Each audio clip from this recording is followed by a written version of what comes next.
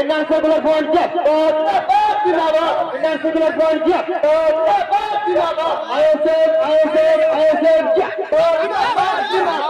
ISF पीछे BJP से नहीं निकल ISF पीछे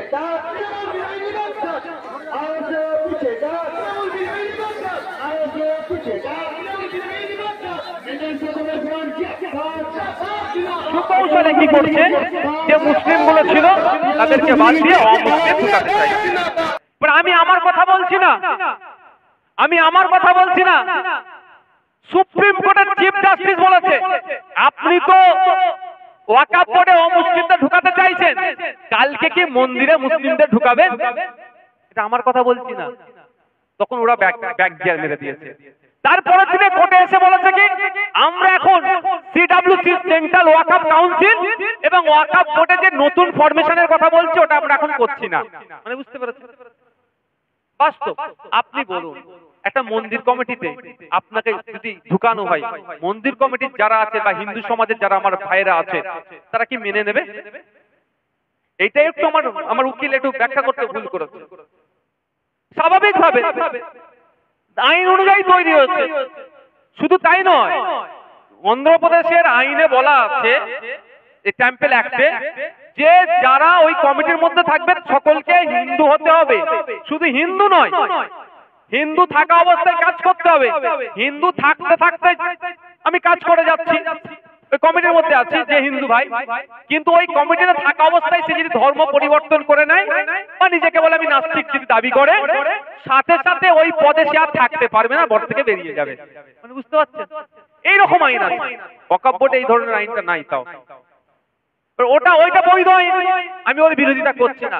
কিন্তু ওয়াকফ বোর্ডের ক্ষেত্রে মোদি যে আপনার ভালো চাইছে, আপনার দিকে পেছন দিকে ঘুরিয়ে আপনার ক্ষতি করছে। আর সব থেকে যেটা ভয়ঙ্কর জিনিস, একটু আগে বলছিলাম মোদিজির বন্ধুর যার যেগুলো প্রয়োজন হয় সেইগুলো আইনের মাধ্যমে করে নেয়। এ বাবু, মোদিজির বন্ধুর যেগুলো প্রয়োজন হয় নতুন আইনের সংশোধনী করে দেয়। বলছিলাম না সীমান্ত এলাকায় ছিল 10 কিলোমিটার, সেটা কমিয়ে এখন 1 কিলোমিটার করেছে। এখন এই ওয়াকফের আইনের সংশোধনী করছে কেন, এটা মাথায় রাখতে হবে। মোদিজির বন্ধুদের নজর পড়েছে প্রাইম প্রপার্টি গুলো ওয়াকফের, ওগুলো নিতে হবে, আমোদ প্রমোদের জায়গা করতে হবে, 5 স্টার হোটেল করতে হবে, এই নজর পড়েছে। কালকেই মোদিজির বন্ধুদের যদি মন্দিরের সম্পত্তিতে নজরে পড়ে, আর ওরা পড়বেই, ওরা জমি হাঙর, দরগার সম্পত্তি, আপনার গুরুদুয়ারার সম্পত্তিতে নজর পড়ে, চার্চের সম্পত্তিতে নজর পড়ে, পার্সিদের রিলিজিয়াস এন্ডোমেন্টের উপরে নজর পড়ে, সব দেখবেন এই ধরনের সংশোধনী করার চেষ্টা করবে। এখন এদের নজর পড়েছে ওয়াকফের ভ্যালুয়েবল প্রপার্টি, প্রাইম প্রপার্টি গুলো নিতে হবে, নিয়ে 5 স্টার হোটেল বানাতে হবে বা আরো কিছু জায়গা করবে। সেজন্য এরা করছে।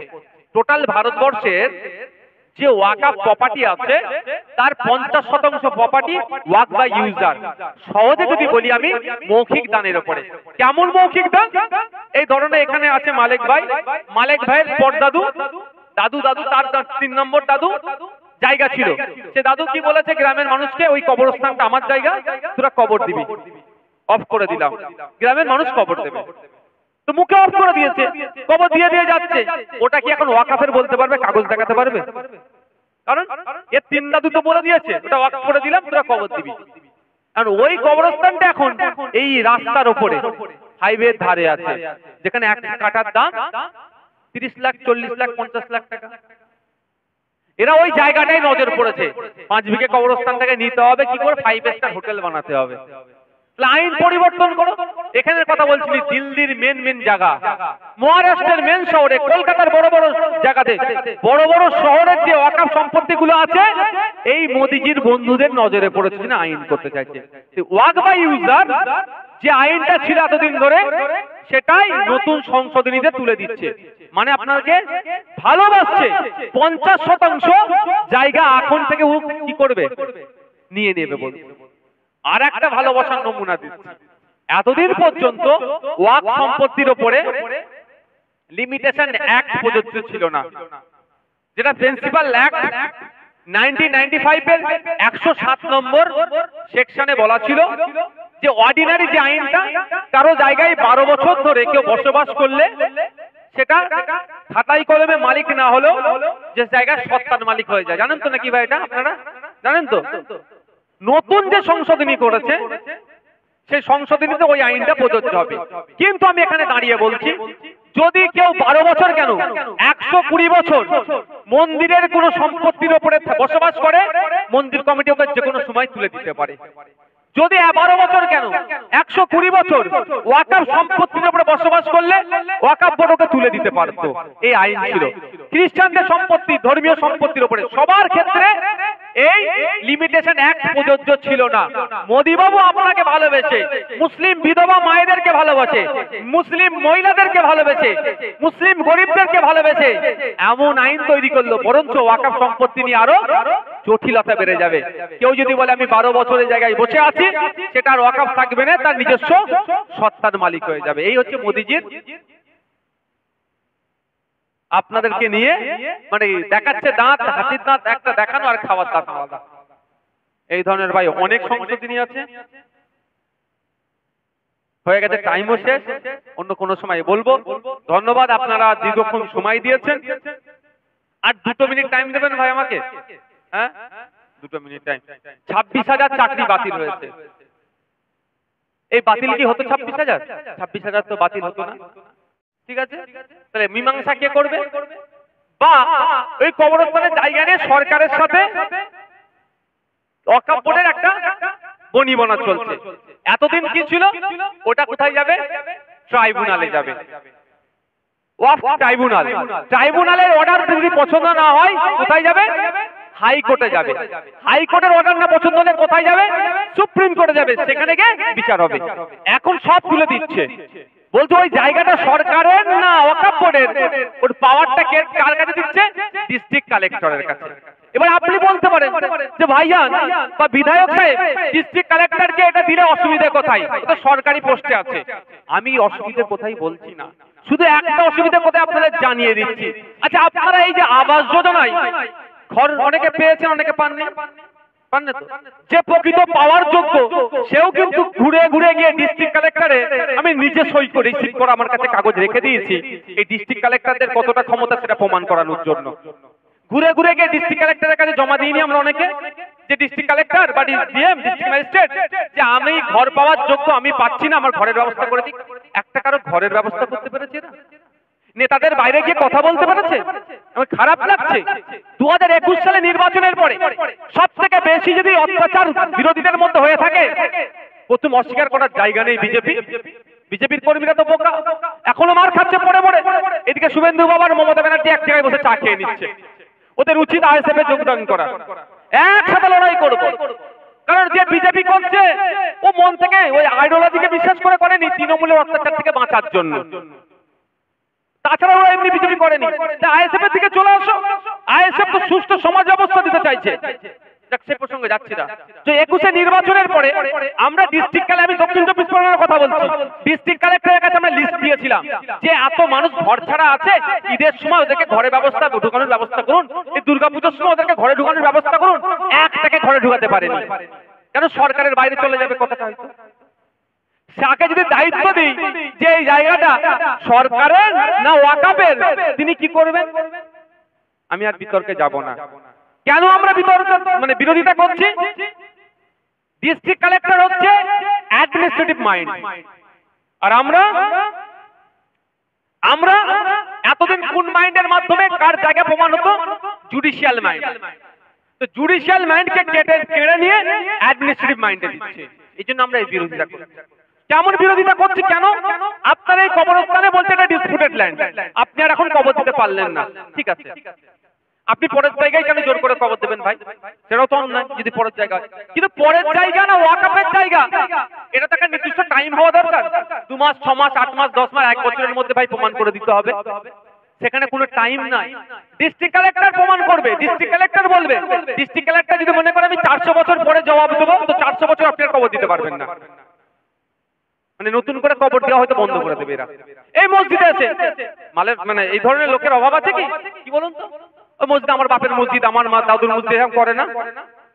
সে এসে তো এলজাম দিয়ে দিল যে মসজিদে রেসাম হ্যান বলে একটা অবজেকশন দিয়ে দিল। ডিস্ট্রিক্ট কালেক্টর এসে তো ওদের সুযোগ খুঁজবে, সে তালাটা মেরে দিয়ে কি বললো, সমাধান হবে তারপরে নামাজ পড়বে। বুঝতে পারছেন? কিন্তু সমাধানটা কবে হবে বলুন? তার কি কোনো নির্দিষ্ট টাইম দিয়েছে মোদিজি? বলছে ডিস্ট্রিক্ট কালেক্টর সমাধান করবে, কিন্তু টাইম দেয়নি। ও যদি 40 বছর পরে বলে ভাবছি এবার একটু দেখতে হবে অমুক জায়গায় অমুক মসজিদটা তালা মারা ছিল, একটু ভাবি 40 বছর পরে ওটা মসজিদের মালিকানা না মসজিদের ওয়াকফ সেটা করবো, তাহলে 40 বছর ধরে ওখানে নামাজ পড়াও বন্ধ করে দেবে। এই ধরনের ভয়ঙ্কর সংশোধনী নিয়ে এসেছে। আর একটা যেটা নিয়ে সমস্যা তৈরি হয়েছে সেটা আরেকটু আপনাদেরকে ঠান্ডা মাথায় বুঝতে হবে। কি সমস্যা? যে যদি ডাইরেক্ট শুনি যেন মনে হবে যে সত্যি এটা ভুল হচ্ছে। সেকুলার কান্ট্রিতে এটা হবে কেন? মিথ্যা একটা প্রোপাগান্ডা চালাচ্ছে। কি প্রোপাগান্ডা? যে মুসলিম ধর্মনিরপেক্ষ দেশে মুসলমানদের ধর্মীয় সম্পত্তি রক্ষণাবেক্ষণের জন্য ওয়াকফ বোর্ড আছে, হিন্দু ভাইদের কেন নাই? একটা কিন্তু ভুল বার্তা ছড়াচ্ছে নাকি ভাই বলুন? তাহলে ওয়াকফ বোর্ড তুলে দিক, হিন্দু ভাইদের যখন সম্পত্তি রক্ষণাবেক্ষণ করার জায়গা নাই। দেখুন আমি কল রেকর্ড, এটা রেকর্ড হচ্ছে, আমি যদি ভুল বলি মমতা ব্যানার্জি আমাকে ছাড়বে না। এই শুভেন্দু নয়, যতবারই বিল শুক্লা তাকে কিচ্ছু বলবে না, বরঞ্চ হয়তো ফেস টাইমে কল করে বলবে বেটা চালিয়ে যা। আর আমি যদি একটা শব্দ ভুল বলি আমাকে কিন্তু ছেড়ে দেবে না, আমার নামে মিথ্যা মামলা দিয়ে দেবে। আমি একটা সব পুলিশকে আমি দালালে বলেছি, শুনেছেন? সব পুলিশকে দালাল বলিনি আর বলবো না। পুলিশকে কি বলি, আমাদের একটা সামাজিক বন্ধু, ওরা আমাদের সমাজে গুরুত্বপূর্ণ একটা ভূমিকা পালন করে পুলিশ। কিন্তু পুলিশের মধ্যে থেকে যে দালালি করে আমি তাকে দালাল বলতে ছাড়ি না। ওই দালাল বলেছি বলে আমার নামে কেস করে দিয়েছে মমতা ব্যানার্জি, মানে ওর দপ্তর, আমাকে ছাড়বে না। একটা ভুল বার্তা আমাদের সমাজে ছড়ানো হচ্ছে যে মুসলমানদের ওয়াকফ সম্পত্তি রক্ষণাবেক্ষণের জন্য ওয়াকফ বোর্ডকে হিন্দুদের কেন নেই, যখন হিন্দুদের নেই তাহলে সবটাই তুলে দিই। কিন্তু এটা কি হতে পারে? আপনাদের কি মনে হয়? এরকম কিন্তু ব্যাপার আছে। আপনাদের এখান থেকে তো মেন রাস্তা, বিখ্যাত আমাদের গঙ্গাসাগরের কপিল মুরু আশ্রম। কপিল মুরুর আশ্রম পরিচালনার জন্য একটা আইন আছে, ঠিক একই ভাবে ঘুটিয়ারি শরীফে আপনি চলে যাবেন, আপনাদের জেলায় ঘুটিয়ারি শরীফের মাজারকে রক্ষণাবেক্ষণের জন্য আইন আছে। এই ঘুটিয়ারি শরীফের যে সম্পত্তিটা দেখভাল করা হয় সেটা ওয়াকফ বোর্ডের মাধ্যমে হয়, আর কপিল মুরু আশ্রমের সম্পত্তিটা যেটা দেখভাল করা হয় সেটা টেম্পল অ্যাক্টের মাধ্যমে হয়। এটা ওয়াকফ অ্যাক্ট, ওটা টেম্পল অ্যাক্ট। শুধু নামের বিস্তর ফারাক, এই বিস্তরে অল্প নামের ফারাক। এই নামের ফারাকটা কিন্তু বিজেপি বলছে না, অন্যভাবে লাগিয়ে। আপনারা জানেন আমি প্রিন্সিপাল অ্যাক্ট 1995 হচ্ছে ওয়াকফ, আর দা কাশী বৈশ্বনাথ টেম্পল অ্যাক্ট 1883 সালের দিকে হয়েছে, 1983 সালের দিকে হয়েছে, তার 10-12 বছর আগে। আরো আছে, আমরা এখন তো জগন্নাথ ধাম নিয়ে অনেক কথা হচ্ছে, যেহেতু আপনারা কি বলে দীঘাই করছে। কালকে তাদের বিশ্বাস নয়, আপনাদের বলে রাখছি যদি আপনারা না প্রতিবাদ করেন, ধর্মস্থান সরকারের কাজ নয়, মসজিদ তৈরি করা সরকারের কাজ নয়, এ বরঞ্চ মানুষের মধ্যে বিভেদ তৈরি করার চেষ্টা করছে। কালকে তো বলতে পারে কাবা শরীফ একটা করে দেবো, গরিব মানুষরা হজে যেতে পারছে না তাদের জন্য, বলতে পারে, তাকে বিশ্বাস আছে? আরে জগন্নাথ ধাম তো পুরীর বিখ্যাত, ওটা তো ওখানেই থাকবে। আমার ধর্ম করার ইচ্ছা গেলে আমাকে ওখানে যেতে হবে, কিন্তু সে মানুষের সুবিধার জন্য আবার বলছে একটা ডুপ্লিকেট করে দিচ্ছি। কালকে তো মুসলমানদেরকে বোকা বানানোর জন্য, কাবা শরীফের গুরুত্বটা কমানোর জন্য বলে দিতে পারো তো, এই তোরা অত লাখ টাকা খরচ করে যেতে হবে না, এই তোদেরকে কি বলে সুন্দরবনের গায়ে বা কোথায় বা দীঘাতে বা কলকাতায় কোন একটা জায়গাতে একটা কাবা শরীফ বানিয়ে দেবো। বিশ্বাস আছে এদেরকে? এটা মাথায় নেবে, এদের একটু বিশ্বাস নেই। এরা মসজিদের মধ্যে ঢুকে গেছে। পুরীতে যে মন্দির আছে জগন্নাথ মন্দির, ওই মন্দির পরিচালনার জন্য আইন আছে। ওই আইনের মধ্যে বলা আছে কোন অহিন্দু ওই বোর্ডে থাকতে পারবে না। শুনে একটু খারাপ লাগছে না? সেকুলার কান্ট্রিতে একটা মন্দিরের আইনে একটা কেন মুসলমান থাকতে পারবে না? শুনে খারাপ লাগছে না?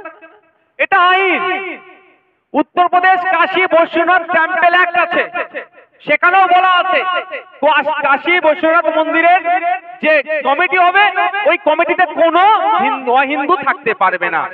অন্ধ্রপ্রদেশে চলে যান, তামিলনাড়ুতে চলে যান, কর্ণাটকাতে চলে যান, কেরলে চলে যান, সারা ভারতবর্ষে যত মন্দির আছে মন্দিরের যে আইন আছে ওখানে বলা আছে অহিন্দু কেউ থাকতে পারবে না। ঠিক একই ভাবে ওয়াকফ বোর্ডের মুসলমানদের মাদ্রাসা মসজিদ ঈদগাহ সম্পত্তি রক্ষণাবেক্ষণ যে আইনের মাধ্যমে হয় সেই আইনও এতদিন বলা ছিল যারা থাকবে তারা সব মুসলমান। সুন্দর ছিল। এটা কোথা থেকে এলো? The religious enrolment act 1863। এই ধর্মীয় সম্পত্তি রক্ষণাবেক্ষণের জন্য একটা আইন আছে 1863 সালে, দ্য রিলিজিয়াস এনরোলমেন্ট অ্যাক্ট। সেখানে বলা আছে যে ধর্মের সম্পত্তি রক্ষণাবেক্ষণ হবে সেই ধর্মের মানুষকেই হবে। সেই অনুযায়ী আপনার জগন্নাথ মন্দিরের যে আইন আছে বৈধ আইন, সেই আইন অনুযায়ী ওয়াকফ বোর্ডের যে আইন আছে সেটা বৈধ আইন। এখন মোদিজি